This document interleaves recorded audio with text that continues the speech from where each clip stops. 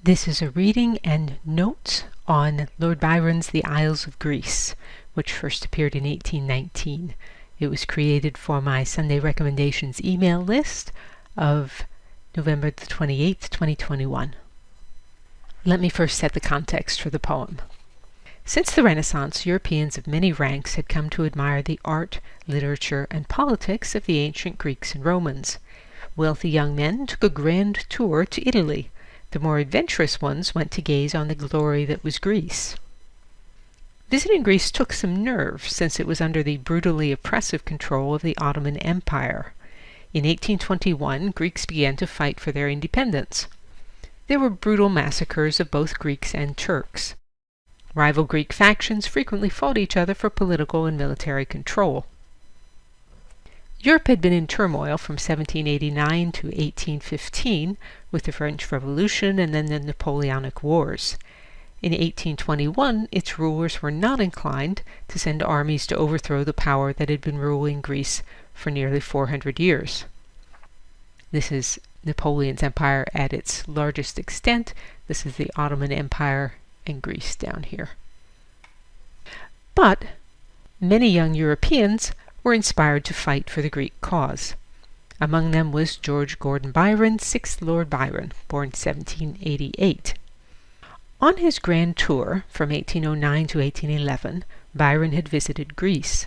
Soon afterwards he became a literary celebrity. He was also, as one of his lovers put it, mad, bad, and dangerous to know. Don Juan, the epic poem whose first 3 cantos he published in 1819, is mostly a satirical commentary on Byron's fellow British poets. But in Canto 3, Byron included The Isles of Greece, a standalone poem in which he pleads with the Greeks to remember their brilliant heritage and unite to fight for their freedom. 4 years later, in 1823, Byron sailed to Greece, where he spent tens of thousands of pounds of his own money in support of the Greek rebels. He died there of a fever a year later. Byron's death drew wide attention to the Greek cause and eventually led to European intervention in the war and to recognition of Greece's independence in 1829. Because he has to choose words that will fit the meter, Byron's references are sometimes oblique. And aside from that, Byron's audience knew Greek history far better than most of us know it today.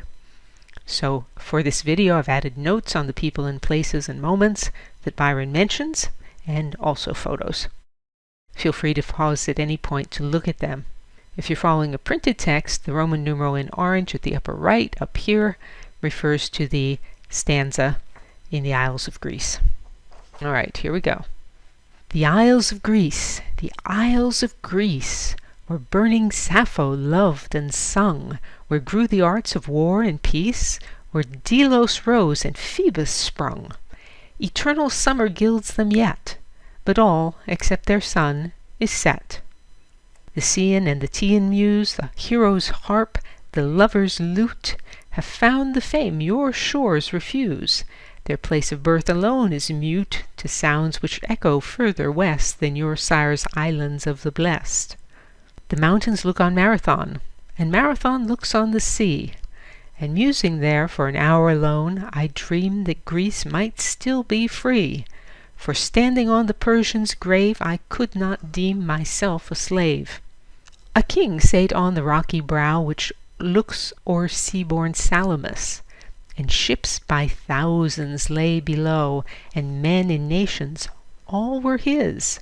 He counted them at break of day, and when the sun set, where were they?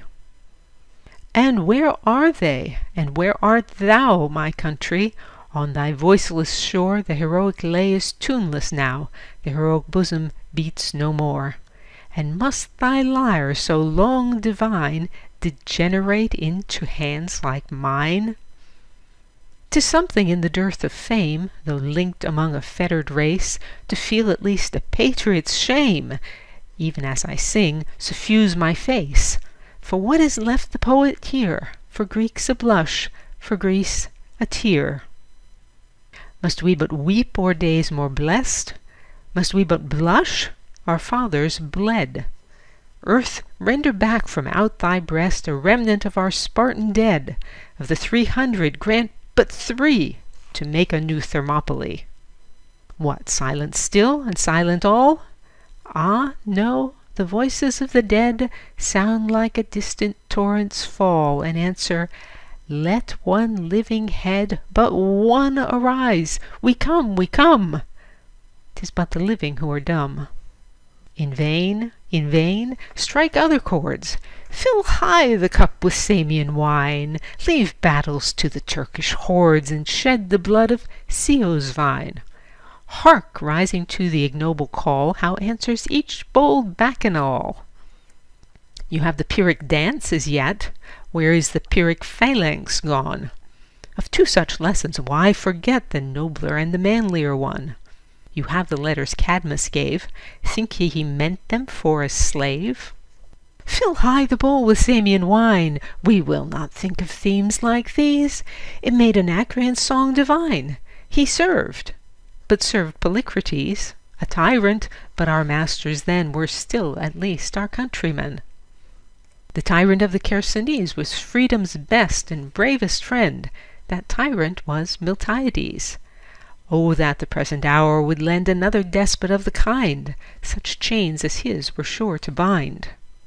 Fill high the bowl with Samian wine! On Suli's rock and Parga's shore exists the remnant of a line such as the Doric mothers bore, and there perhaps some seed is sown the Heraclidan blood might own. Trust not for freedom to the Franks. They have a king who buys and sells. In native swords and native ranks the only hope of courage dwells. But Turkish force and Latin fraud would break your shield, however broad. Fill high the bowl with Samian wine. Our virgins dance beneath the shade. I see their glorious black eyes shine.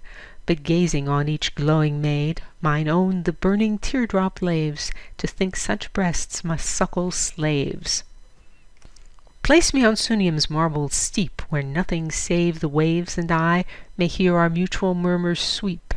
There, swan-like, let me sing and die. A land of slaves shall ne'er be mine. Dash down yon cup of Samian wine. And that's it. Thank you for listening.